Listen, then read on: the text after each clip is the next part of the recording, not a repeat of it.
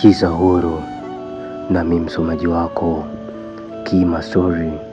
Story yetu inaanza katika kijiji cha Chingo, kijiji ambacho kinaishi na mila na desturi zao, na mfalme wao anaitwa Ntanga, mfalme ambaye ana imani zake binafsi na anaongoza katika mila na desturi.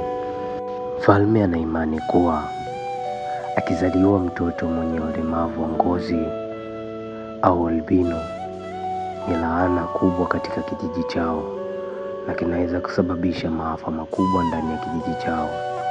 Mfalme anafunguka kwa kusema mbele ya hadhara, wana kijiji, nadhani mnafahamu mila na desturi yetu. Endapo mwanamke mjamzito akijifungua albino ni laana katika kijiji chetu.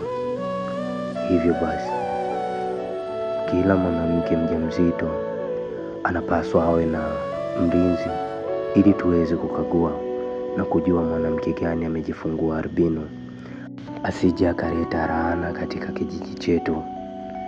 Mfalme anamaliza kwa kusema Mchingo. Wanakijiji wanajibu kwa bashasha, Nka, nka, nka. Pembezoni anaonekana mwanamke akishika tumbo lake lenye miezi 9 ambalo limebakisha siku ama masaa, huku akimwomba Mungu wake, Mungu, nijalie mimi nisije nikawa miongoni wa watu ambao wameleta laana kwenye kijiji changu. Mungu, angalia, huu ndio uzao wangu wa kwanza.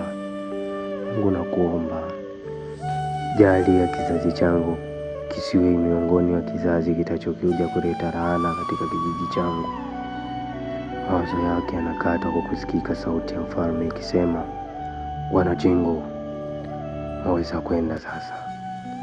Mwanamke huyo Mary anaamka kwa kujikongoja kwa sababu ya ukubwa wa mimba yake yenye miezi 9 iliyobakisha masaa au siku ili aweze kujifungua.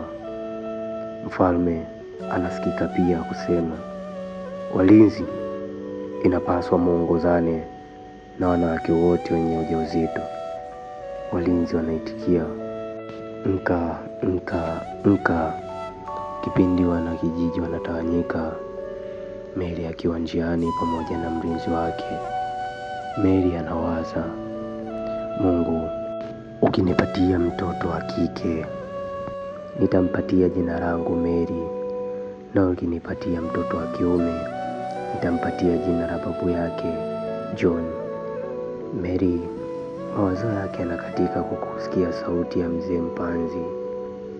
Mzee Mpanzi ni mzee maarufu sana kwenye kijiji hicho kwa utabiri na maono pia.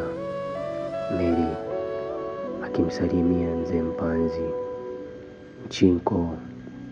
Mzee Mpanzi akiitikia nka, nka, nka.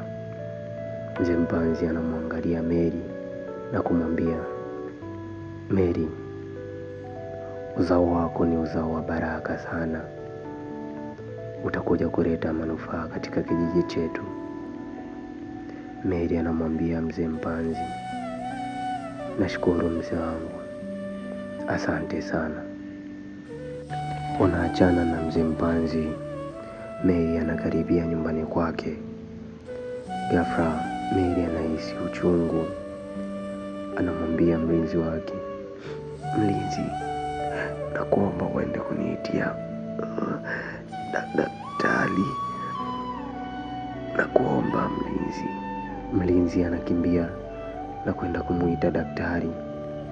Ghafla anafika. Daktari anamwambia mlinzi, unaweza ukaniacha nimhudumie. Baada ya muda mfupi nasikika sauti ya mtoto ikilia ndani kwa Mary. Huo ndio mwisho wetu wa episodi yetu ya kwanza, na ndo mwanzo wa episodi yako nyingine. Usisahau kusubscribe, kushare na kucomment channel yetu ya Kima Story. Hii story yako pendwa ya Kiza Huru. Mimi ni hosti wako Kima Story. Bye bye.